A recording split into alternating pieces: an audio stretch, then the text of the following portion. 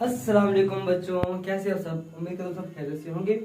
आज हम पढ़ने वाले हैं dynamics chapter number 3 9th class physics. पहला न्यूमेरिकल है 3.1। समझते हैं इसकी स्टेटमेंट को।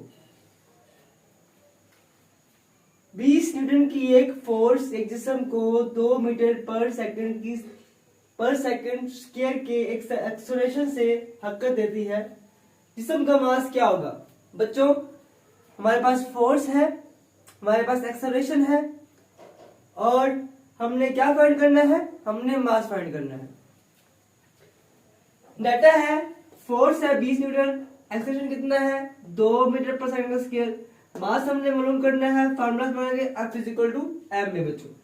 ठीक है बच्चों, बस मैं करते हैं, हम इसको कैलकुलेट करते हैं। तो उसके लिए ये फार्मूला F = ma बच्चों। ठीक है, हमने ए निकालना है, हमने m निकालना है, मास निकालना है बच्चों। तो m = F/a। ये फार्मूला हमने बना लिया।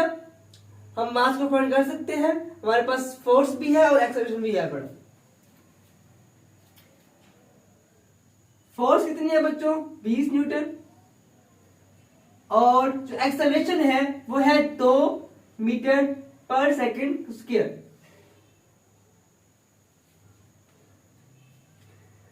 जी बच्चों, अब जो होता है 1 न्यूटन बराबर होता है 1 kg मीटर पर सेकंड का स्क्वायर।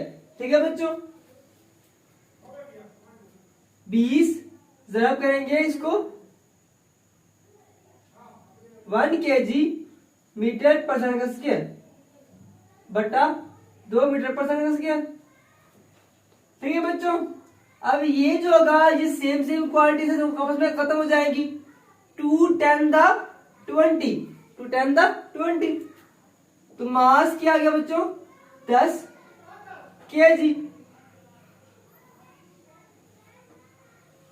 ये बच्चों हमारे पास मास निकला है, और जो मास होता है वो होता है केजी के अंदर, क्योंकि मास की जो यूनिट होता है बच्चों वो होता है केजी।